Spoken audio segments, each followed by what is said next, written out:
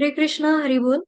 आता आपण गीतेचं चौथ्या अध्यायाचं श्लोक पठण घेतले आहेत. मंगलाचरण कीर्तन आपलं झालेलं आहे. आता आपण सर्वात प्रथम भगवंतांना प्रणाम करूयात. तसेच इस्कॉनचे संस्थापक श्रील प्रभुपाद यांना देखील वंदन आहे. आपला उपक्रम जिथून सुरू झालेला आहे मंगलोर कर्नाटक येथील श्री श्री राधा गोविंद मंदिराचे अध्यक्ष श्री नामनिष्ठादास यांना देखील वंदन करूया. आपण सर्व इथे उपस्थित असलेल्या साधकांचं वर्गामध्ये स्वागत आहे. हरे कृष्णा हरी बोल. आता आज आपला अध्याय आहे अध्याय चौथा ज्ञानयोग, ज्ञानाचा योग. त्यापूर्वी आपण काल तिसऱ्या अध्यायामध्ये काय पाहून घेतलेलं ते बघू घेऊयात. तो सारांश आपण एकदा पाहूया.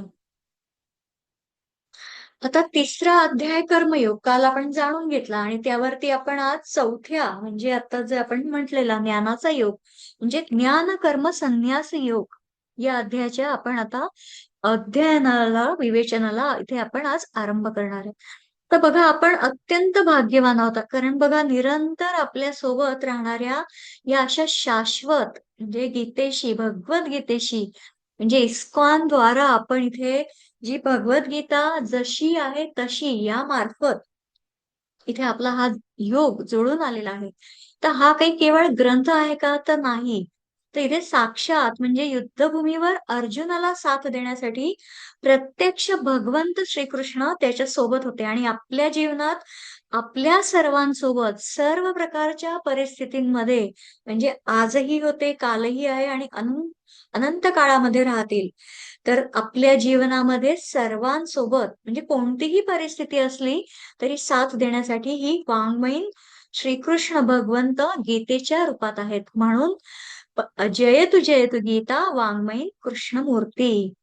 आता आपण काल काय पाहिले बरं ते पाहून घेऊया की तिसऱ्या अध्यायाच्या प्रारंभी अर्जुनाने विचारले की ज्ञान हे कर्मापेक्षा श्रेष्ठ आहे.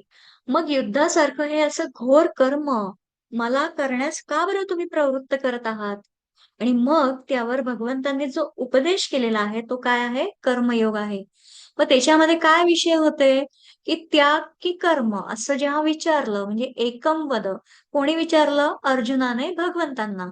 तेव्हा भगवंतांनी पुढे काय सांगून दिलंय की निष्काम कर्मयोग आणि ज्ञानयोग हे दोन्हीही योग्यच आहे. ज्ञानियांसाठी ज्ञानयोग आहे आणि कर्मयोगींसाठी कर्मयोग आहे. मग तो कसा आहे? नियतम कुरु कर्म. जे काही तुझं नियत कर्म सांगितलेलं आहे त्याप्रमाणे तू ते कर्तव्य विहित कर्म पार कर. मग ते कसं करायचंय? तर ते कर्मकांड म्हणून करायचं नाही तर ते कर्मकांड ते कर्मयोगापर्यंतचा प्रवास. त्यासाठी उदाहरण काय दिलेलं बरं? प्रवर्तिताई चक्रम म्हणजे जे चक्र सतत जे बदलत राहतं त्याप्रमाणे खंड कर्मयोगामध्ये आपल्याला तो प्रवास करायचा आहे. मग त्यासाठी कोण आदर्श आहेत? आता नेता सामान्य जनांसाठी एक आदर्श असतो. त्याच्यामुळे यत यत आचरती श्रेष्ठ म्हणजे श्रेष्ठांचं आचरण. काल आपण बघून घेतलेलं की जसं वडीलधारी मंडळी असतात, गुरुजन असतात, सद्गुरू असतात त्यांचं आपण आचरण जे श्रेष्ठ उच्चतम आदर्श असतात त्यांचं आपण आचरण तसं करणं आवश्यक आहे. मग याच्या सर्वांसाठी सर्वात मोठा शत्रूला ठार मार असा अखेरचा संदेश भगवंतांनी तिसऱ्या अध्यायाच्या समापनच्या वेळेस दिलेला होता. मग इह वैरिणम म्हणजे कोणाला ठार कर? की इंद्रिय विषयांच्या आसक्तीला म्हणजे त्या कामनेला ठार कर. आणि अशा प्रकारे काल आपण तिसरा अध्याय पाहिलेला होता. आता मुळात हे ज्ञान जरी महान असलं तरी देखील आपल्याला ते प्राप्त करण्यासाठी कर्मयोग आवश्यक आहेत. पण जे काल बघितलं तर त्याच्यामध्ये ज्ञान आपल्या सर्वांच्या आत अस्तित्वात आहेच आहे. ते कुठून आपल्याला बाहेरून आणावं लागतं का? नाही. ते आपल्यामध्ये आहेच. पण त्याला प्रकाशात आणण्यासाठी त्यावरील अज्ञानाचं आवरण दूर करणं अतिशय आवश्यक आहे. आणि हे कार्य कोण करतं? कर्मयोग. जसं आपण काल बघितलं की जसा धुळीने आरसा हे झालेला त्याच्यावरच आपल्याला ते अज्ञान अशा प्रकारे जे ज्ञान आपल्याला आतमधनं प्रगट करायचं आहे आणि त्यासाठी भगवद्गीता स्क्रीनवर तुम्हाला दिसत आहे. आणि आता बऱ्याच जणांनी हे घेतलेली असेल किंवा पीडीएफ द्वारा डाउनलोड केलं असेल, ई बुक घेतलं असेल, तर मग अशा प्रकारे या ग्रंथाच्या द्वारा आपण याचा अभ्यास करत आहोत. आणि हे काय आहे? हे कार्य कर्मयोग आहे. चित्तस्य शुद्धये कर्मणा, म्हणजे चित्ताच्या शुद्धीसाठी कर्म आवश्यक आहे. आणि भगवंतांनी अशा प्रकारे काल कर्मयोगाची महती सांगितली आणि त्यानंतर आता अर्जुनाने या अध्यायाच्या आरंभी काही प्रश्न विचारलेला नाहीये, त्याला काही मनात शंका नाहीये, तरी देखील अधिक रहस्यमय गोष्टी भगवंत आता या अध्यायामध्ये सांगून देतात. आणि ते काय सांगतात आता आपण ते पाहूया. आता इथे भगवद्गीतेचा इतिहास. श्री भगवानुवाच इमं विवस्वते योगं प्रोक्तवानहमव्ययम् विवस्वान् मन्ववे प्राह मनुरिक्ष्वाकवे ब्रवीत्. अनुवाद आहे, भगवान श्रीकृष्ण म्हणाले, मी योगाचे हे अविनाशी शास्त्र सूर्यदेव विवस्वान यांना दिले होते आणि विवस्वानने ते मानव जातीचे पिता मनु यांना सांगितले होते आणि मनुने ते इक्ष्वाकुला सांगितले होते. हरे कृष्ण. आता भगवंत इथे काय सांगत आहेत बरं? इथे तुम्हाला स्क्रीनवर दिसत आहे की कशा प्रकारे हा आपला प्रचार प्रसार भगवंतांनी हे केव्हा सांगितलं आहे की मी तुला हा सांगितलेला कर्मयोग कसा आहे? अव्यय, अविनाशी आणि शाश्वत आहे. तो नष्ट होत नाही. तर ते स्पष्ट करतात की मी हे काही तुला पहिल्यांदाच सांगत नाहीये. सर्वात पहिल्यांदा हा जो योग आहे तो मी कोणाला सांगितलेला? विवस्वानाला. आणि भगवंतांनी दिलेला हा योग पुढे विवस्वानाने त्याच्या पुत्र मनूला सांगितलं. आता बघा, प्रत्येक युगाचा एक मनू असतो, म्हणजे मानव जातीचा पिता. आता मनूने तो योग राजा इक्ष्वाकूला सांगितला. तर राजा इक्ष्वाकू म्हणजे कोण बरं? तर प्रभू रामांचा, श्रीरामांचा जन्म याच इक्ष्वाकूच्या वंशातील आहे. आता बघा, ज्याप्रमाणे घरामध्ये आपल्या आजी-आजोबांनी आपल्या आई-वडिलांना दिलेल्या शिकवणीच्या गोष्टी आपल्यापर्यंत पोहोचतात आणि ते ज्ञान पुढच्या पिढीपर्यंत पोहोचतं. म्हणजे अशी एक पिढ्यानपिढ्या जी साखळी निर्माण होते. त्याचप्रमाणे भगवंतांनी सांगितलेला योग एकाकडून दुसऱ्याकडे जात अशा प्रकारे या योग ज्ञानाची परंपरा चालत राहिलेली आहे. आणि मग आजच्या युगात कर्मयोगाचं सर्वश्रेष्ठ आचरण करणारा कोण कर्मयोगी आहे? तर सूर्य आहे, भगवंत सूर्य, ज्याला सर्वप्रथम योग सांगितला होता. तर सूर्य कसा आहे? सतत, अविरत, न थकता, म्हणजे कधीही सुट्टी न घेणारा, कोणताही भेदभाव न करता सर्वांना समान प्रकाश देणारा. आता सूर्य असे कधी म्हणतो का, की मला जो अर्घ्य देईल, माझी जो पूजा करेल, त्याला मी अधिक प्रकाश देईल आणि इतरांना कमी प्रकाश देईल, असं तो करतो का? कधीच करत नाही. त्याच्यामुळे काय चालू आहे? पृथ्वीवरती ही सर्व जीवसृष्टी चालू आहे आणि एवढं करूनही सूर्याची कोणाकडूनही काहीही अपेक्षा नसते.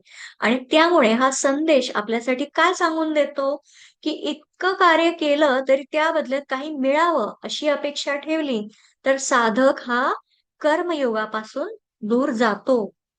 आणि म्हणून इथे आपल्याला सूर्याची जी आहे जी कर्म, तर ती आपण या कर्मयोगातून जाणून घेतली. आता कर्मयोगी सूर्याला सांगण्यात आलेला हा योग, त्यासाठी एवं परंपरा प्राप्तम् इमं राजर्षयो विदुः सकाले नेह महता योगेन अष्टपरंतप.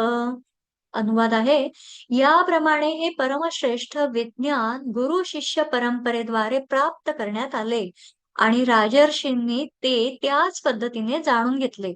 पण काळाच्या ओघामध्ये ही परंपरा खंडित झाली आणि म्हणून हे विज्ञान आपल्या यथार्थ रूपात लुप्त झाल्याप्रमाणे दिसते. आता इथे कर्मयोगी सूर्याला सांगण्यात आलेला हा जो योग होता, तर त्याने इतरांना तो सांगितला. म्हणजे याप्रमाणे परंपरेने आलेला हा योग कोणी जाणला? राजर्षी. म्हणजे अशी परंपरा चालत राहिली. राजर्षी म्हणजे कोण? की राजा असूनही ऋषींप्रमाणे वागणारा, म्हणजे कर्मयोगाच्या माध्यमातून ज्ञान प्राप्त करणारा. आणि मग त्यानंतर ब्रह्मर्षी म्हणजे कोण? तर ब्रह्मज्ञानी, तप स्वाध्याय करून ज्ञान प्राप्त करणारे. पण आता इथे भगवंत काय सांगतायत, की अर्जुना, काळाच्या प्रवाहात हा योग जणू काय नष्टप्राय झाला. संपूर्णपणे नष्ट झालेला नाही. कारण ज्ञान कधीच नष्ट होत नाही. हे ज्ञान झाकले गेल्याने लोकांपर्यंत पोहोचू शकले नाही. मग कृष्णाच्या, भगवंतांच्या अशा कोणत्या परंपरा आहेत बरं? आता पुढच्या स्लाइड मध्ये तुम्हाला हे दिसेल. तर हे जे समोर दिसत आहे तर ते संप्रदाय आहे, तर ते कोणतं आहे? ब्रह्म संप्रदाय आहे, श्री लक्ष्मी संप्रदाय आहे, भगवान शिव संप्रदाय आहे, आणि हे जे चार कुमार आहेत त्यांचा संप्रदाय आहे. आणि मग त्यांच्या खाली ही जी परंपरा आहे, तर ही जी ब्रह्मगौडीय परंपरा आहे ती वैष्णवांची परंपरा इथे सांगून दिलेली आहे. जे माधवाचार्य आहे, रामानुजाचार्य आहे, विष्णू स्वामी आहे आणि निंबकाचार्य आहे. अशा प्रकारे इथे आपल्याला ही परंपरा, इथे गुरु परंपरा जाणून घेतलेली आहे. आणि पण मग आता इथे अर्जुनाला हा प्रश्न पडलाय आता, की हे सर्व मग जिथे तर तो थोडासा गोंधळून गेला, की पण हे कसं शक्य आहे? तू तर माझा म्हणजे समकालीन आहेस. म्हणजे इथे आता जेव्हा अर्जुन म्हणतो, की आपण तर समकालीन, मग कसं काय ना? 120 दशलक्ष पूर्वी ही गीता कशी सांगितली गेली? कसं शक्य आहे? आणि हा आता इथे त्याला प्रश्न पडला आहे. आणि मग इथे आपल्याला युगांना जाणून घेण्यासाठी पुढे भगवंत सांगून देत आहेत. आता या तुम्हाला स्क्रीनवरती दिसत आहे की कशा प्रकारे लाईफ ऑफ ब्रह्मा, कल्प, मनवंतर आणि दिव्य युग यांचा आपल्याला इथे थोडासा अभ्यास जाणून घ्यायचा आहे. आता मग या युगांना जे जाणून घ्यायचं आहे, तर मग याच्या जो कालावधी, म्हणजे आता इथे अर्जुन आणि भगवंतांच्या मध्ये तर काही फार असं वयाचं अंतर आहे का? नाही. आणि मग अर्जुनाला प्रश्न पडला, तर ते हे आपण या प्रश्नाचं उत्तर इथे पाहणार आहोत. आता प्रत्यक्ष भगवंतच इथे सांगतायत की कुठेतरी आपल्याला या बेसिक गणिताला जाणून घ्यायचंय, की मग हे जे ज्ञान अनेक युगांपासून आहे, मग मी ती युग कोणती, आणि मग तिच्यामध्ये जे सांगून दिलंय इथे तुम्हाला दिसत आहे की सत्ययुग आहे, त्रेतायुग आहे, द्वापार युग आहे आणि कलियुग आहे. आता सत्ययुगामध्ये काय होतं बरं, की ध्यान केलं जायचं. नेक्स्ट स्लाइड मध्ये कदाचित हा, इथे तुम्हाला दिसेल की सत्ययुगामध्ये ध्यान केलं जायचं, त्रेतायुगामध्ये प्रभू रामचंद्रांचं युग होतं, द्वापार युगामध्ये भगवंत कृष्णांचं युग होतं, आणि कलियुग जे सध्या चालू आहे त्याची किती वर्ष झाली आहे?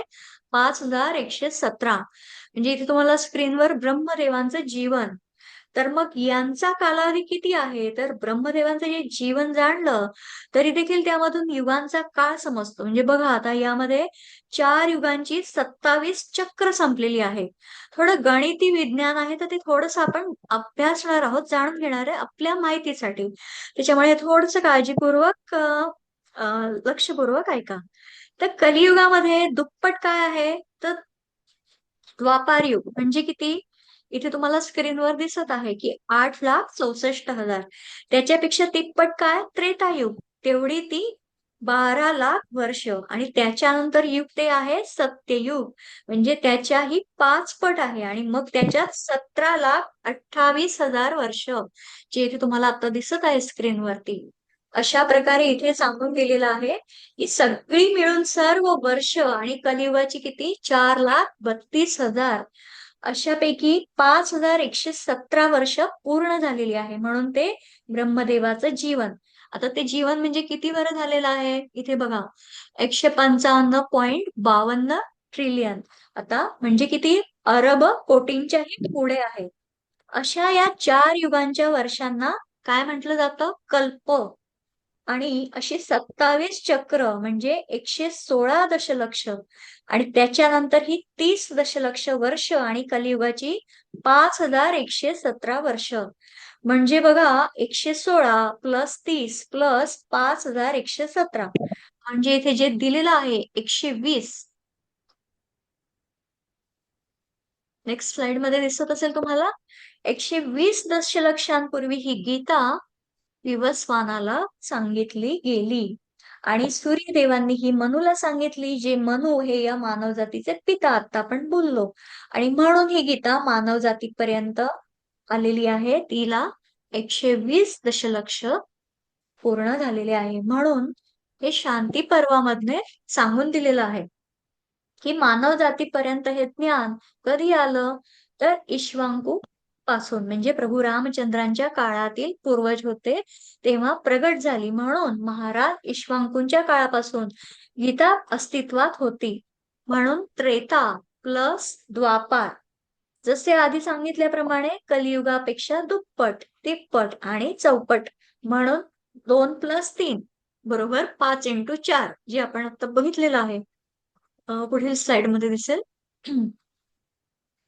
तर इथे जे दाखवलंय त्रेता प्लस द्वापार, तर असे किती झालेले आहे? 4,32,000 वर्ष, आणि कलियुगाची निघून गेलेली आता आपण म्हंटल की 5,117. आणि अशा प्रकारे ही गीता मानव जातीपर्यंत आलेली. आणि हे वैदिक गणित, हे सर्व गणित काय आहे? वैदिक आहे. आणि इथे आपण जे पाहिलं ते थोडक्यात इथे आपण जाणून घेण्याचा हा प्रयत्न केलेला आहे, की जेव्हा अर्जुनाने हा प्रश्न केला की समकालीन कसं आहे, मग त्याच्यासाठी हा पूर्ण वैदिक गणिताचा इतिहास हे आपण इथे पाहिलेला आहे.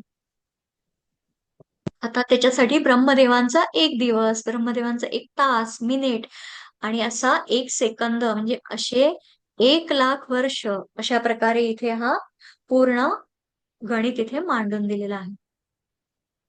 आता मग कृष्ण कसे दिसतात? तर या 6व्या श्लोकामधनं आपण ते पाहणार आहोत. अजोऽपि सन्नव्ययात्मा भूतानामीश्वरोऽपि सन् प्रकृतिं स्वामधिष्ठाय संभवाम्यात्ममायया. अनुवाद आहे, मी जरी अजन्म आहे आणि माझ्या दिव्य शरीराचा कधीच नाश होत नाही, आणि मी जरी सर्व प्राणी मात्रांचा ईश्वर आहे, तरी प्रत्येक युगायुगात मी माझ्या मूळ दिव्य रूपात अवतीर्ण होत असतो.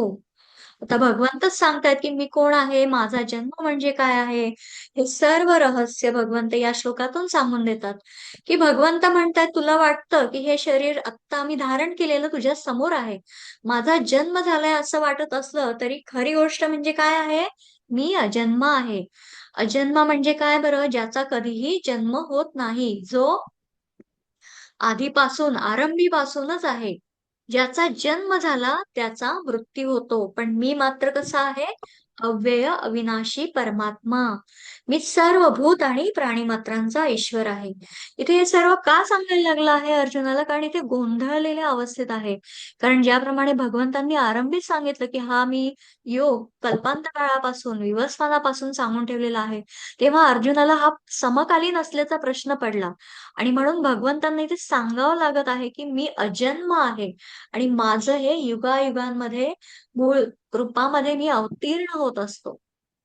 आणि अशा प्रकारे माझ्याच बनवलेल्या या प्रकृतीचा आश्रय घेऊन मी प्रगट होत असतो. आता इथे बघा भगवंत कसे बाल रूपात प्रकट झालेले होते. आणि आता मग भगवंत केव्हा दिसतात?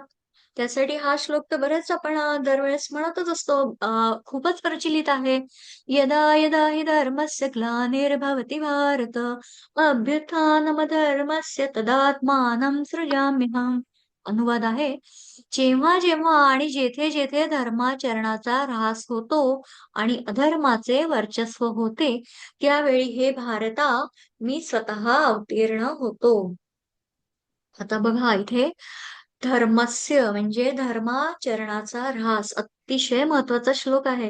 की गीतेच्या संदर्भात धर्म म्हणजे काय बरं? कर्तव्य. जसं बघा मातृधर्म आहे, पितृधर्म आहे, राष्ट्रधर्म आहे.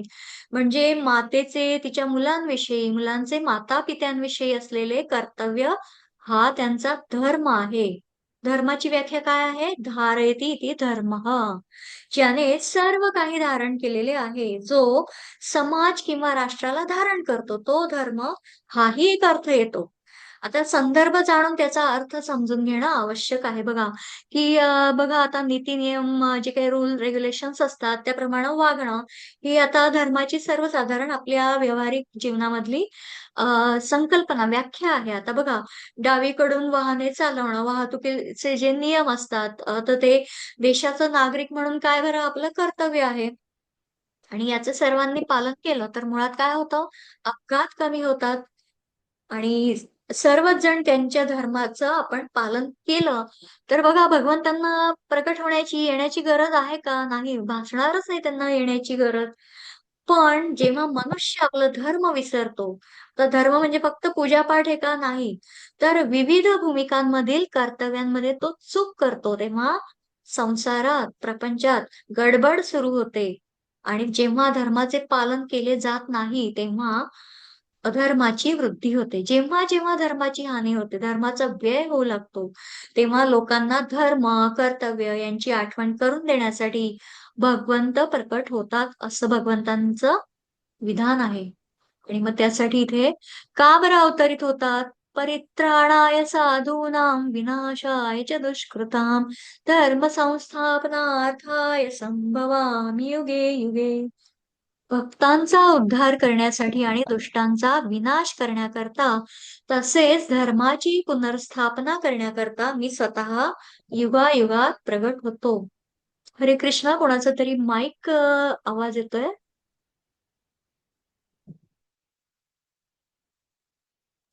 माईक बंदच ठेवाल. हरे कृष्णा. तर युगायुगात प्रगट होण्यासाठी कारण काय सांगितलं आहे? सज्जनांचे परित्राण म्हणजे काय? रक्षण आणि दुर्जनांचा विनाश करण्यासाठी मी प्रगट होतो. असे इथे भगवंतांनी सांगून दिले. म्हणजे दुष्टांना नष्ट करणं, त्यांचा वध करणं. ज्याप्रमाणे इथे बघा कंसाचा वध भगवंत करत आहेत. तर रावण आणि कंस यांना त्यांनी समाप्त केलेलं म्हणजे अतिरेक, दहशतवाद जेव्हा वाढतो, तेव्हा त्याला त्याच प्रकारे समाप्त केलं जातं. आणि भगवंत काय म्हणतात, की यासाठी धर्म संस्थापना करण्यासाठी जेव्हा जेव्हा ज्या युगात माझी आवश्यकता असेल तेव्हा मी प्रकट होतो. तर रावणाला मारण्यासाठी ते दूत देखील पाठवू शकले असते प्रभू रामचंद्र. पण मात्र त्यांनी काय केलं? शबरी त्यांची वाट बघत होती. अशा भक्तांच्या प्रेमासाठी ते स्वतः आले होते. म्हणजे भक्तांचा उद्धार करण्यासाठी. फक्त दुष्टांचा विनाश करण्यासाठी येतात का? नाही. तर भक्त जसे माता शबरी तिच्यासाठी देखील भगवंत आलेले होते.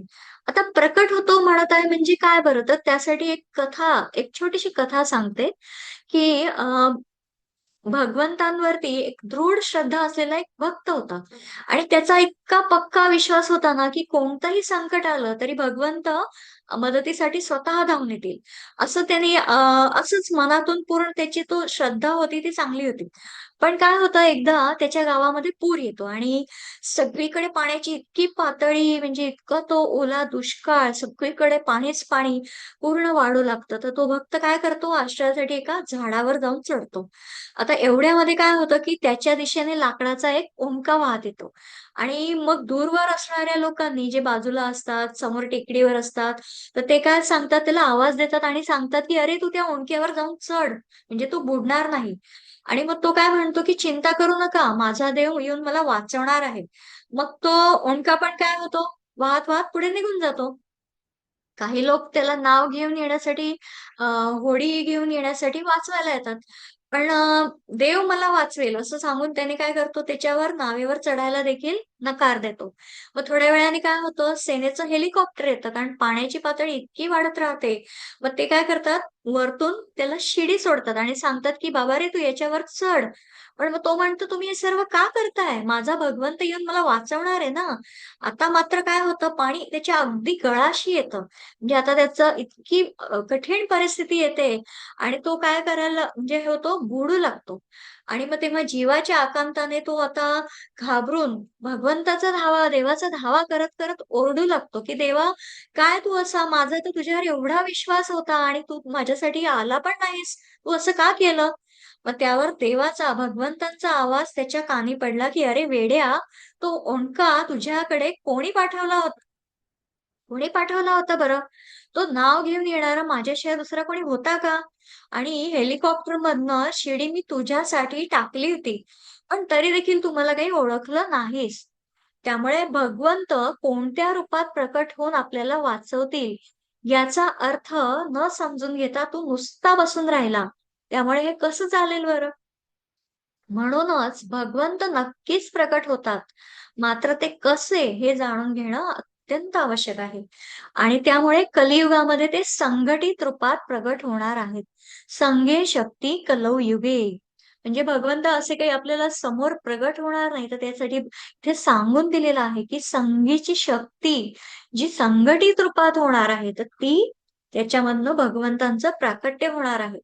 मग ते एकामध्ये आहे का? तर नाही. हजारो रूपांमध्ये ते प्रकट होतील.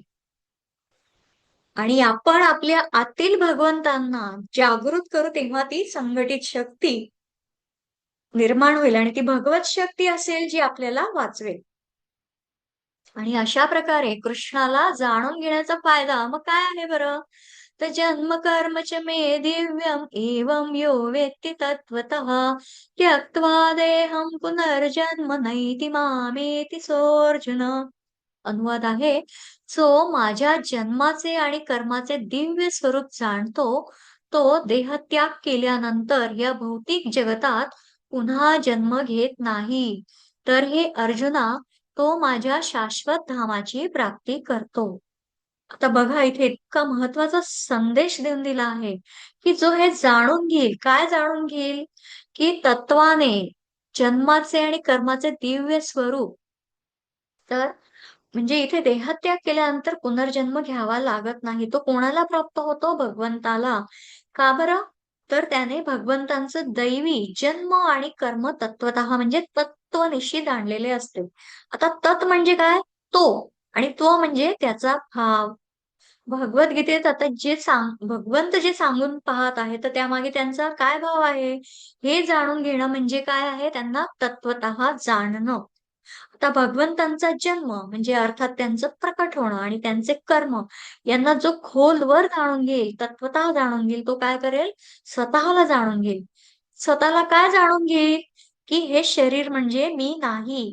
मी केवळ यात निवास करतो. हे तो जाणेल. म्हणजे बघा, आपण आजकाल बऱ्याच काही गोष्टी, सपोज एखाद्याचं घर आहे, एखाद्या वास्तूमध्ये तो राहतो. तर ते तत्वतः रेंटल बेसिसवर भाडे तत्वावर तो राहत असेल, काही करार असेल, 1 वर्ष, 5 वर्ष. तर मग त्याच्याकडे जर कोणी आलं तर तो सांगतो का, की नाही हे माझ्या मालकीचं आहे? नाही, तो सांगतो मी या रेंटल बेसिस वरती हे घर घेतलंय, मी इथे राहतोय, माझं हे कायमचं स्थान नाही. त्याचप्रमाणे हे शरीर म्हणजे काय आहे? तर मी केवळ याच्या तत् तात्पुरता, तर तो काळ जो काही आहे, तर त्याचा काळ सांगू शकत नाही, पण त्याच्यामधला जो निवास आहे तो काही कायमस्वरूपी नाही. तर कायमस्वरूपी काय आहे? मी म्हणजे काय आहे? ते आत्मतत्व आहे जे अमर आहे. हे जो जाणतो तो परमात्म्याशी एकरूप होतोच होतो. अशा प्रकारे भगवंतांनी इथे सांगून दिलं आहे. आणि मग हाच फरक, आता कृष्ण आणि आपल्यामधला काय फरक आहे? तर बघा, भगवंतांचं रूप हे तुम्ही स्क्रीनवर पाहत आहात, की कसं आहे? आध्यात्मिक. आपलं कसं आहे? तात्पुरतं. त्या ज्याप्रमाणे म्हटलं, की हे शरीर म्हणजे मी नाही, पण आत्मा जो आहे तो कायमस्वरूपी आहे. आता आपण मायेद्वारे नियंत्रित आहोत आणि कृष्ण कसे आहे भगवंत? मायेचा नियंत्रक. म्हणजे पूर्ण मायेच्या कक्षेमध्ये कोण येतं? आपण येतो आणि हे सर्व जी चालक पालक जे आहे ते भगवंत आहे. आणि अशा प्रकारे हा जो फरक आहे तो इथे आपण पाहिला आहे. मग इतिहासात कृष्णाला जाणून घेण्यासाठी कोण बरं सक्षम आहे? तर इथे 10 आणि 11वा श्लोक आहे. वीतरागभयक्रोधा मन्मया मामुपाश्रिताः बहवो ज्ञानतपसा पूता मद्भावमागताः ये यथा मां प्रपद्यन्ते तांस्तथैव भजाम्यहम् मम वर्त्मानुवर्तन्ते मनुष्याः पार्थ सर्वशः. त्याचा अनुवाद आपण पुढच्या ह्याच्यामध्ये जाणून घेऊया. आसक्ती, भय आणि क्रोध यातून मुक्त झालेले, पूर्णपणे माझ्यात स्थित झालेले म्हणजे मतपरायण आणि माझ्या आश्रित असलेले गतकाळातील अनेक मनुष्य माझ्या ज्ञानामुळे शुद्ध झाले आहेत आणि त्या सर्वांना माझ्या दिव्य प्रेमाची प्राप्ती झाली आहे. जे ज्या भावाने मला शरण येतात, त्याला अनुरूप असे फळ मी त्यांना देतो. हे पार्थ, सर्वजण माझ्या मार्गाचे सर्व प्रकारे अनुसरण करतात. हरे कृष्ण. आता भगवंतांच्या जन्माची तुलना सामान्य माणसांच्या जन्माबरोबर केलीच जाऊ शकत नाही. आता आपण जो फरक इथे पाहिला, इथे कृष्ण आणि आपल्यातील फरक या स्क्रीनवरती आपण आता जेव्हा पाहिला, तर त्याच्यामधला जे जन्मांची जी काही तुलना आहे, तर ती केली जाते का? नाही. कारण भगवंतांचा अवतार काय आहे? ती एक लीला आहे. ही गोष्ट तत्वतः जाणणं आवश्यक आहे. आता तत् म्हणजे आता आपण जे पाहिलं, की ते, आणि तो म्हणजे काय? स्वरूप. तर भगवंतांचं खरं स्वरूप जाणणं आवश्यक आहे. आणि त्यासाठी हे स्वरूप आपण कसं जाणलं पाहिजे? समग्रतेने. आता बघा, एखादे 4 आंधळे व्यक्ती आहेत आणि त्यांच्या समोर हत्ती उभा केला आणि त्यांना सांगितलं, की आता तुम्ही ठीक आहे अंध आहात, पण तुम्ही हत्तीचं वर्णन म्हणजे आता त्यांनी तर कधी हत्तीच पाहिलेला नाही, पण वर्णन करा. तर तेव्हा त्यातील प्रत्येक जण काय करेल, हत्तीच्या एक-एक अवयवाला हात लावून आता त्याला वाटेल, की हा खांबासारखा आहे. सोंडेला हात लावेल तर म्हणेल नळीसारखा आहे. त्याच्या पोटावरनं हात फिरवेल तर म्हणेल हा नगाऱ्यासारखा आहे. आणि अशा प्रकारे वेगवेगळ्या अवयवांना स्पर्श करून ते जाणून घेऊन ते तसं त्याचं वर्णन करतील. पण एखादा डोळस व्यक्तीला जर हत्तीचं वर्णन करायला सांगितलं, तर ते काय पूर्ण स्वरूप व्यवस्थित सांगू शकतील. तसंच समग्र दृष्टीने भगवंतांकडे पाहिलं पाहिजे आणि त्यांना जाणून घेता आलं पाहिजे. त्यासाठी काय आवश्यक आहे? जसं आपलं चिंतन असतं, तसं आपलं मन असतं. तर मनावर आपल्या बऱ्याचशा आजूबाजूच्या परिस्थिती, वातावरण, इतरांच्या बोलण्याचा, आपण ज्यांच्या संगतीत असतो त्यांचा आपल्यावरती तो प्रभाव होतो. पण जो मनुष्य म्हणजे अखंड भगवंतांच्या अनुसंधानात राहतो, सतत चिंतन, भगवंतांचं चिंतन कारण आपणही त्या प्रकारे तसं जसं आपण चिंतन करू, तसं आपलं ते मन आपल्याला तशा प्रकारे ती दृष्टी, समग्र दृष्टीद्वारा आपण परमात्म्याला जाणून घेऊ शकतो. आणि म्हणून आता इथे जे सांगितलं आता, की आसक्ती, द्वेष, क्रोध हे सर्व एकमेकांच्या साहाय्याने चालत असतात. आणि म्हणून आपल्या जवळ जी भौतिक संपत्ती आहे, ती कोणी म्हणजे जर काढून घेतली, तर काय होईल आपल्याला राग येतो. आणि भौतिक संपत्ती जरी कोणी आपल्याला म्हणजे खूप असेल, खूप साठा असेल, तरी देखील त्या संपत्तीच्या काळजीने मनात काय होते? भीती निर्माण होते. अशा प्रकारे जे वीत, राग, भय, क्रोध हे सांगून दिलेलं आहे, की भगवंतांना जाणून घेणारा सक्षम कोण आहे बरं? तर ह्या सर्व ज्या गोष्टी आहेत भौतिक जगतामधल्या, आता उदाहरण द्यायचं झालं तर बघा 2 सुना आहेत आणि सासू आहे. अगदीच प्रापंचिक उदाहरण आहे हे, कौटुंबिक. पण समजण्यासाठी, की आता सासू काय करते, एका सुनेचं कौतुक करत असली, तर तिला दुसऱ्या सुनेच्या मनामध्ये काय होतं? द्वेष निर्माण होतो. तसंच बघा शिक्षक असतात शाळेत, जेव्हा एखाद्या विद्यार्थ्याचं खूप कौतुक करतात, तेव्हा दुसऱ्या विद्यार्थ्याच्या मनात त्या विद्यार्थ्याबद्दल काय होतं? असूया निर्माण होते. आणि म्हणून इथे भगवंतांनी काय सांगितलं आहे, की मन्मया मामुपाश्रिताः म्हणजे काय? तर मन माझ्याबरोबर जोड. मामुपाश्रिताः माझ्या आश्रयाने तुम्ही म्हणजे हे वीत, राग, भय, क्रोध या सर्वापासून मुक्त होऊ शकाल. ज्ञान तपस पूता म्हणजे जे काही आहे, ज्याप्रमाणे सोनं तापवून शुद्ध केलं जातं, त्याप्रमाणे ज्ञानप्राप्तीसाठी केलेल्या या तपाने माझे भक्त माझ्या स्वरूपाला प्राप्त होतात. सारे विकार नष्ट होतात आणि त्या अविकारी, अविनाशी परमात्म्याशी एकाकार होता येतं. मग कोणाला होता येतं? त्यासाठी संतांच्या जीवनातलं आपण आचरण बघायला हवं. संतांच्या जीवनातून आसक्ती, भीती, क्रोध हे हद्दपार झालेले असतात. आणि हे कशाने शक्य होतं? तर सत्संगती. संत श्रेष्ठ तुकाराम महाराज ते सुद्धा काय म्हणतात, आधी होता सत्संग तुका झाला पांडुरंग, त्याचे भजन राहीना मूळ स्वभाव जाईना. म्हणजे काय? तर संत तुकाराम महाराज भगवंतांशी इतके एकरूप झाले होते, तरी देखील ते त्यांच्या मूळ स्वभावाप्रमाणे नित्य भजन कीर्तन करीतच होते. साक्षात भगवंतांनी त्यांना अनेक वार दर्शन दिलेलं, पण त्यांचा जो मूळ स्वभाव आहे, ते अखंड कीर्तन, भजन याच्यामध्ये तल्लीन असत आणि ही समग्र दृष्टी म्हणजे त्यांनी भगवंतांना जाणून घेतलेलं. तर ज्याप्रमाणे आता ते पाहिलं आपण. आता मग त्यासाठी काय पुढे सांगून दिलं आहे भगवंतांनी, की मनुष्य या जगामध्ये सकाम कर्मांमध्ये सिद्धीची इच्छा करतात आणि म्हणून ते देवतांची आराधना करतात. अर्थात मनुष्यांना या जगात सकाम कर्मापासून त्वरित फलप्राप्ती होते. कर्मजान सिद्धी म्हणजे काय? तर कर्म करता करता मिळालेली सिद्धी. आता मनुष्य लोकात या अधिष्ठात्री देवतांची अर्चना, पूजा, आराधना करून सिद्धी लवकर प्राप्त होते. आता आपण 7वा अध्याय जेव्हा पाहणार आहोत परवा, तर त्याच्यामध्ये देखील भगवंतांनी तो एक श्लोक आहे. अ, यो यो यां यां तनुं भक्त श्रद्धया अर्चितुमिच्छति तस्य तस्याचलां श्रद्धां तामेव विदधाम्यहम्. म्हणजे बघा त्या श्लोकामध्ये तेव्हा तर आपण बघणार आहोतच, पण थोडक्यात सांगते त्याचा अर्थ, की जो जो सकाम भक्त आहे, म्हणजे ज्या ज्या देवता स्वरूपाचा तो श्रद्धेने पूजन करू इच्छितो, त्या त्या भक्ताची म्हणजे त्याच देवतेवरील श्रद्धा भगवंत दृढ करत असतात. इथे तुम्हाला स्क्रीनवर जे दिसत आहे, की आता इथे ज्या देवता आहेत, त्यांच्याही वरती भगवंत आहेत. म्हणजे आता हे जे 2 साधक आहेत, तर ते भक्ती भगवंतांना जे वरती देवता आहेत, त्यापैकी कोणातरी देवतांची ते आराधना करतायत, पूजा करताहेत.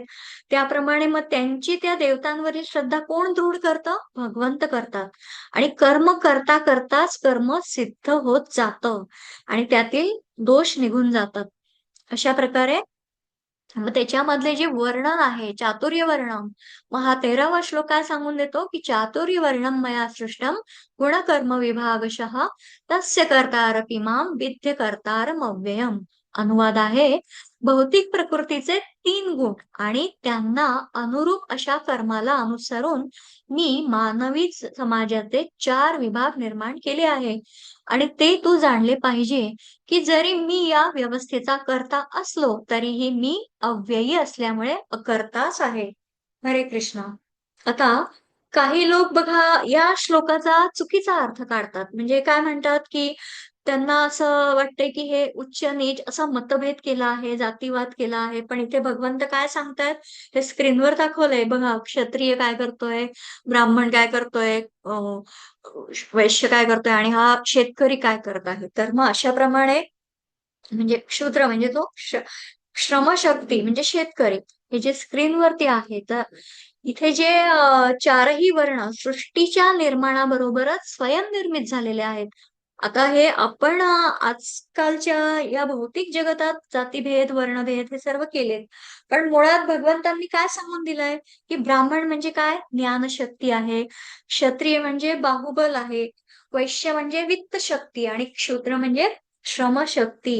जे स्क्रीनवरती आपण पाहतोय 4 प्रकारे यांचं कसं म्हणजे मनुष्याच्या कर्मावरची आनुवंशिकता आणि वातावरण यांचा जो प्रभाव असतो, म्हणजे आता बघा शिक्षकाचा मुलगा मोठा होऊन शिक्षक बनतो. ब्राह्मणाचा मुलगा जे आता इथे दाखवलंय, त्याप्रमाणे वेदपाठक किंवा सैनिकाचा मुलगा असेल तर तो सैन्यात जातो. डॉक्टरांचा मुलगा असेल वैद्याचा तर ते त्याप्रमाणे तो वैद्य बनतो. असं हे सर्व आनुवंशिकतेमुळे येणाऱ्या गुणसूत्रांच्या प्रभावामुळे घडतं. आणि कधी-कधी काय होतं समाजातील वातावरणांचा प्रभाव मनुष्याच्या जीवन घडणीवर पडतो आणि त्यानुसार त्याचे स्वाभाविक कर्म बनते. म्हणजे ज्याचे जसे गुण तसे कर्म तो करतो. आणि गुण म्हणजे काय? तर सत्व, रज आणि तम. म्हणजे इथे जे भगवंतांनी सांगितलं, की भौतिक प्रकृतीचे हे 3 गुण आणि या गुणांचा देखील प्रभाव कर्मावर पडतो. म्हणजे बघा, रजगुणांचा प्रभाव अधिक असलेला मनुष्य क्रियाशील असतो. सतत काही ना काही करणं. तर तमोगुणी मनुष्य कसा क्रियाशून्य, अतिशय आळशी. अशा प्रकारे गुणकर्मानुसार वर्ण बनतात. आणि मग त्याच्यासाठी काय सांगून दिलेलं आहे, की कर्म, विकर्म, कर्म ते काय आहेत बरं? तर मग या तिन्ही लोकांमध्ये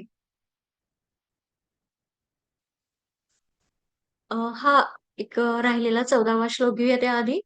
आता भगवंतांना हे कर्म करण्याची काही आवश्यकता आहे का? म्हणजे आता जो आपण बघितला गुणकर्मानुसार जे वर्ण बनतात, त्याच्यासाठी आता इथे पुढचा श्लोक भगवंतांसाठी आहे. तो सांगून दिलाय, की "नमां कर्माणि लिम्पन्ति न मे कर्मफले स्पृहा इति माय्योऽभिजानाति कर्मभिर्न स बध्यते." अर्थात कोणत्याही कर्माने मी बद्ध होत नाही, तसेच मला कर्मफलाची आकांक्षाही नाही.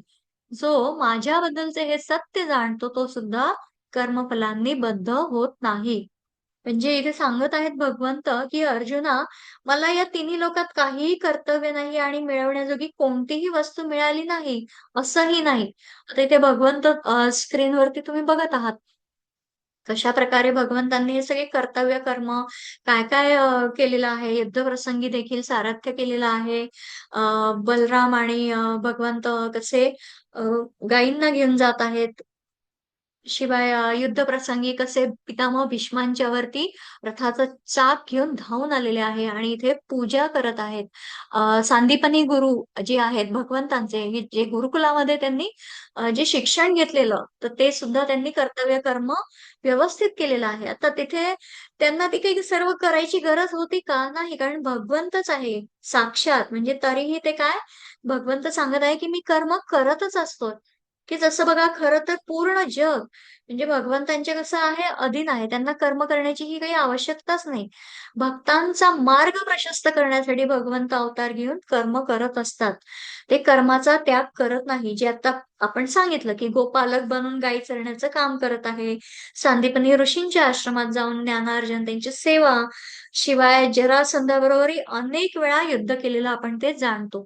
तर अशा प्रकारे त्यांनी कर्माचा त्याग केलेला नाही. भगवंत असून देखील त्यांनी त्याचा त्याग केलेला नाही. आणि मग अतिशय महत्वाचा पुढचा श्लोक आहे, कर्मणो यविबोद्धव्यं बोद्धव्यं च विकर्मणः अकर्मणश्च बोद्धव्यं गहना कर्मणो गतिः. अर्थात कर्माच्या गुंतागुंती समजणे अत्यंत कठीण आहे. म्हणून मनुष्याने कर्म, विकर्म आणि अकर्म म्हणजे काय हे योग्य रीतीने जाणले पाहिजे. हरे कृष्ण. आता हा श्लोक बराच विस्तार पावतो, कारण याच्यामध्ये कर्म या विषयाला बरेच आयाम आहे, बरेच पद्धतीने यावरती आपण त्याचा ज्ञान घेऊ शकतो.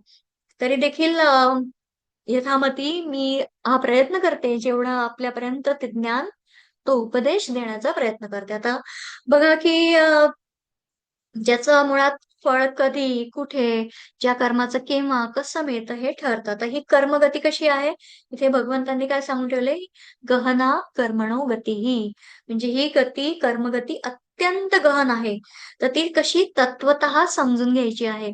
अर्जुनाच्या माध्यमातून भगवंत आपल्याला सांगतात, की बघा, पदार्थ अधिक क्रिया म्हणजे हे प्रकृतीचं स्वरूप आहे. म्हणजे पदार्थ उत्पन्न होतात, नाश पावतात, क्रिया आरंभ होते आणि पूर्ण होते. प्रकृती कायम कशी बदलत राहते. त्याचप्रमाणे दुसरं काय आहे? क्रिया आणि कर्म. तर क्रिया करताना काय म्हणतो आपण? मी करतो. असा कर्तेपणाचा भाव निर्माण होतो, तेव्हा ते काय बनतं? कर्म.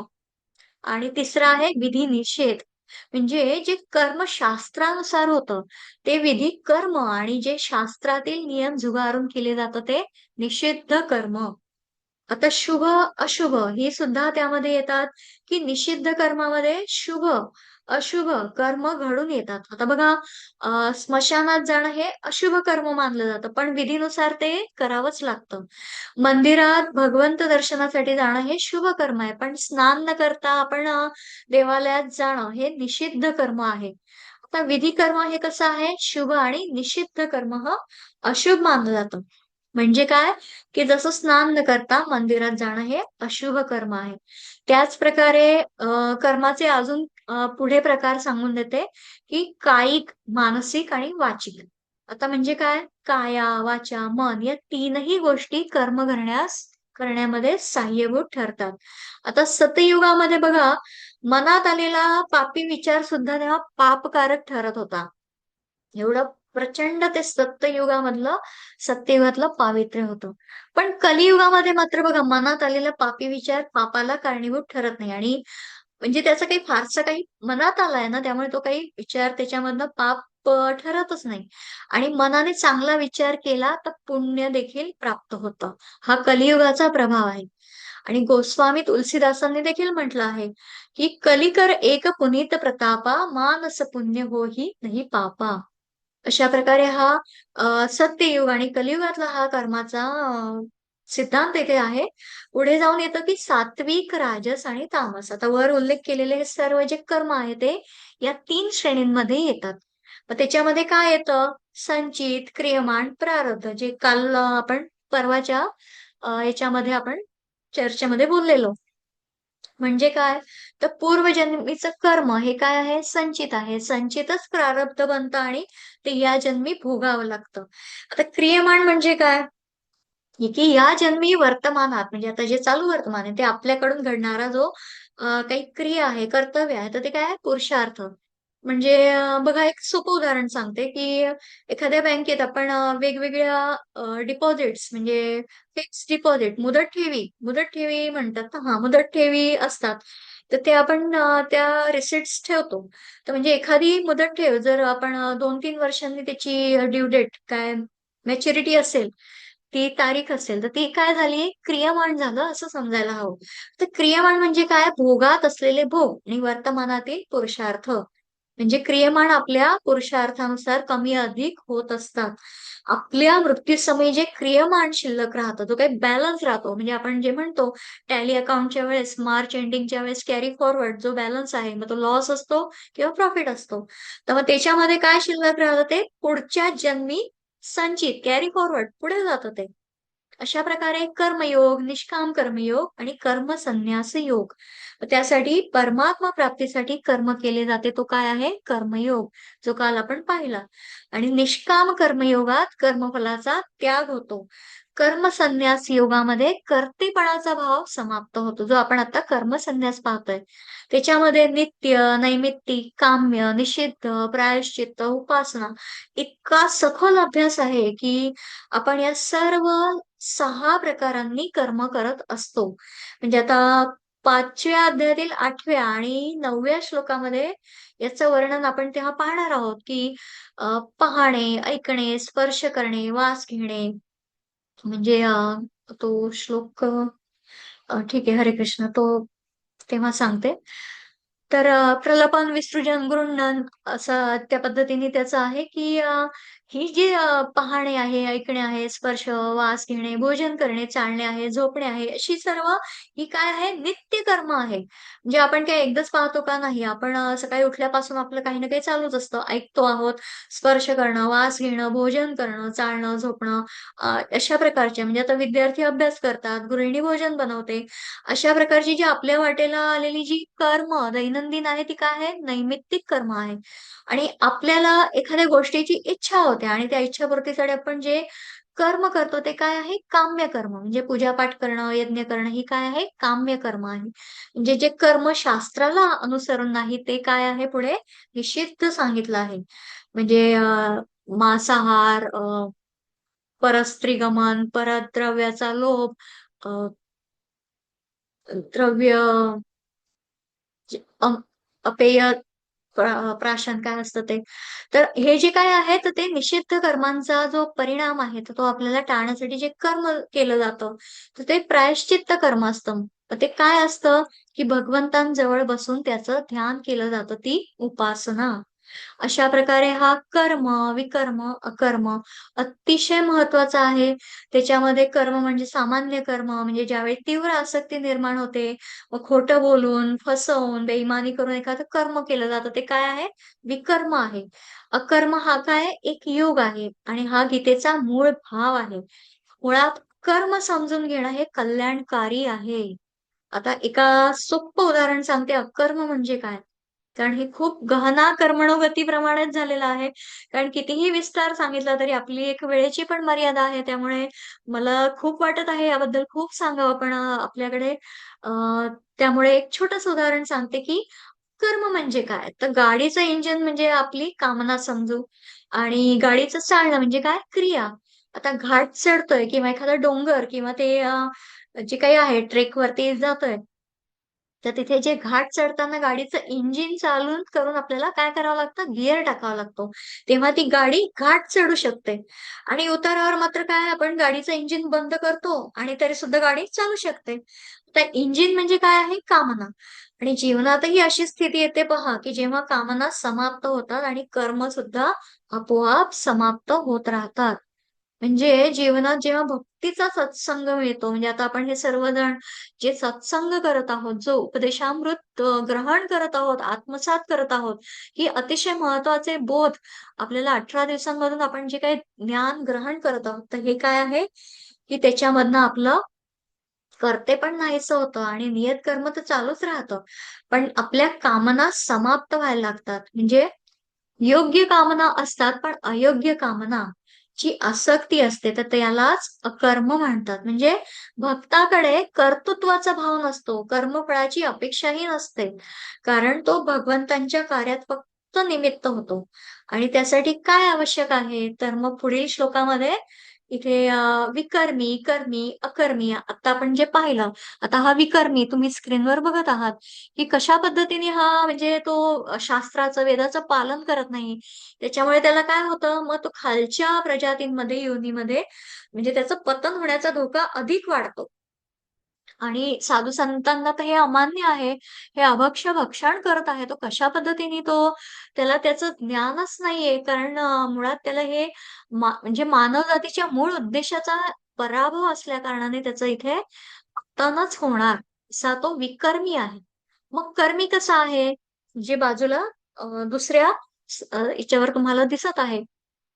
की तो बघा कसा यज्ञ, होम, हवन करत आहे. तर मग वेदांचं पालन, धार्मिक म्हणजे सर्व विधी-विधानांना धारण करून मग त्याला काय मिळतं बरं? मग स्वर्ग प्राप्ती होते. भगवंतांचं शरीर त्याला मिळू शकतं आणि अखेरीस तो नंतर हे काही काळासाठी ते स्वर्ग प्राप्ती झाली, त्याचं पुण्य संपलं, की तो मृत्यू लोकाकडे म्हणजे या पृथ्वी याच्यावरती तो परत येतो. सकर्मीचा आहे आणि पुढे अकर्मी कसा आहे, की कृष्णाच्या भक्ती सेवेच्या व्यासपीठावर आले आहेत. फलदायी क्रिया म्हणजे पुनर्जन्म हे जाणतात. म्हणजे कृष्णाच्या भक्ती सेवेच्या म्हणजे आपण इथे जे जमलेलो आहोत, तर आपण हे काय करत आहोत सर्वजण, की आपण कृष्ण भक्तीच्या या प्लॅटफॉर्मवर आलेलो आहे. हे व्यासपीठ आपल्याला भगवंतांनी दिलेलं आहे आणि याच्यामधनं आपल्याला फलदायी क्रिया म्हणजे काय बरं आहे, की पुनर्जन्म काय तर ते जाणून घेतो आपण. आणि त्यामधनं योग्य काय, अयोग्य काय आणि कोणत्याही कर्मामध्ये लिप्त न होणं, कर्तृत्वाचा भाव नसणं, कर्मफळाची अपेक्षा नसणं आणि फक्त भगवंतांच्या कार्यामध्ये निमित्त राहणं. जसे नारद मुनी अखंड अ, सगळीकडे भ्रमण करीत नारायण, नारायण फक्त आणि फक्त भगवंतांच्या कार्यासाठी निमित्तच आहेत, असे अकर्मी. आणि मग त्यासाठी काय आवश्यक आहे? आता हे तर सर्व आपण जाणलं. मग त्यासाठी हा श्लोक सांगून देतो. तद्विद्धि प्रणिपातेन परिप्रश्नेन सेवया उपदेशयन्ति ते ज्ञानिनस्तत्त्वदर्शिनः. आध्यात्मिक गुरूंकडे जाऊन तत्व जाणण्याचा प्रयत्न कर. नम्रपणे त्यांना प्रश्न विचार आणि त्यांची सेवा कर. आत्मसाक्षात्कारी व्यक्ती तुला ज्ञान प्रदान करू शकतात कारण त्यांनी तत्व जाणलेले असते. हरे कृष्ण. आता इथे भगवंत आहेत स्क्रीनवरती तुम्हाला दिसत आहे सांदीपनी ऋषी कसं त्यांना वेदाध्ययन करत आहेत. भगवंत आणि त्यांचे भाऊ आहे बलराम. म्हणजे इथे भगवंत साक्षात सांगून देत आहेत की सद्गुरूंशिवाय ज्ञानप्राप्ती शक्यच नाही. असं अर्जुनाला सांगतात. आता सद्गुरूंची कृपादृष्टी प्राप्त करण्यासाठी ज्या 3 गोष्टी केल्या पाहिजे म्हणजे त्या इथे आता या श्लोकातून भगवंत काय सांगतात, की प्रणिपातेन म्हणजे नम्रतापूर्वक सद्गुरूंना नमस्कार करावा. सेवया म्हणजे त्यांची मनःपूर्वक सेवा करावी आणि परिप्रश्नेन म्हणजे कोणतंही कपट मनात न ठेवता. आता आजकाल बरेच जण क्रॉस चेक करत असतात, की बऱ्याच जणांना वाटतं, की हे आपले गुरु आहेत. बघू यांचं ज्ञान किती आहे, यांना किती अभ्यास आहे किंवा यांना किती काय त्याबद्दल माहिती आहे. तर हे खूप चुकीचं आहे, की गुरुचं ज्ञान किती आहे याची परीक्षा घेण्यासाठी प्रश्न विचारणं अत्यंत चुकीचं आहे. फक्त आणि फक्त योग्य जिज्ञासा ठेवूनच प्रश्न विचारायला हवेत. भगवंत स्वतः अर्जुनाला उपदेश देत आहेत. बघा म्हणजे, की ज्ञानी महात्म्याकडून ज्ञान कसं प्राप्त करावं याची शिकवण अर्जुनाला आपल्याला देखील इथे मिळत आहे. कारण जीवनामध्ये गुरूंचं महत्त्व कसं आहे अनन्यसाधारण. आपण सर्व जणांना आपल्याला माहिती, की बघा शिवाजी महाराज ते त्यांचे जे शिवाजी महाराजांनी संत समर्थ रामदास स्वामी आणि संत तुकाराम महाराज यांना आपले गुरु मानलेले होते. शिवाय महाभारतामध्ये देखील बघा ज्ञानप्राप्तीसाठी वृद्धोपसेवा करावी असं सांगितलेलं आहे. जेव्हा आपण महाभारतातला शांती पर्वाच्या आधीचा पर्व येतो त्याच्यामध्ये जे ज्ञान पर्वासाठी एक अ, ठीक आहे, हरकत नाही. आता तो लक्षात येत नाहीये. पण त्याच्यामध्ये जे सेवेचं सांगितलं आहे, तर ती वृद्धोपसेवा करावी असं सांगितलंय आणि जे ज्ञानाने वृद्ध महात्मे आहेत, ज्ञानाने हां. तर जे वृद्ध महात्मे आहेत त्यांची सेवा करून ज्ञान प्राप्त करावं, असं त्यामध्ये सांगून दिलेलं आहे. आता मग ज्ञान बघा कुठलंही असो, म्हणजे आता लौकिक असो, अलौकिक गुरूंची आवश्यकता आपल्याला असतेच असते. जसं बघा आजच्या काळामध्ये संगीत, नृत्य, क्रिकेट या क्षेत्रामध्ये देखील लौकिक ज्ञान केवळ फक्त आपण पुस्तकं वाचून घेऊ शकतो का? नाही. त्यासाठी गुरूंची आवश्यकता असतेच असते. त्याचप्रमाणे पूर्वी गुरु-शिष्य परंपरेमध्ये गुरूंच्या आश्रमात राहून, जसे इथे भगवंत आणि बलराम जे आहेत, तर ते देखील गुरूंच्या आश्रमात राहिलेले आहे आणि त्याप्रमाणे त्यांनी ते गुरु देखील शिष्याची परीक्षा घेऊन मगच त्यांना आश्रमात प्रवेश देत असत आणि मग शिष्य देखील बघा लीनतेने गुरु सेवा करून ज्ञान प्राप्त करत असत. आणि मग अशा प्रकारे श्रद्धावान लभते ज्ञानम म्हणजे श्रद्धा अतिशय महत्वाची आहे आणि त्यामधून मग बघा सृष्टीबरोबर सृष्टीकर्त्याबरोबर माझा काय संबंध आहे हे जाणणं म्हणजे सर्वश्रेष्ठ ज्ञान आहे. कारण भौतिक जगतात आपण सर्व गोष्टी शिकतो, आत्मसात करतो आणि त्या बरोबरही आहे. कोणाला नृत्य, गायन, संगीत या आपापल्या कलांचा विकास होणं, क्रिकेट आहे, आजकाल बऱ्याचशा मैदानी खेळ आहेत, की त्याच्यामध्ये ते शिक्षण घेऊन आपण त्याच्यामध्ये पुढे जातो देखील.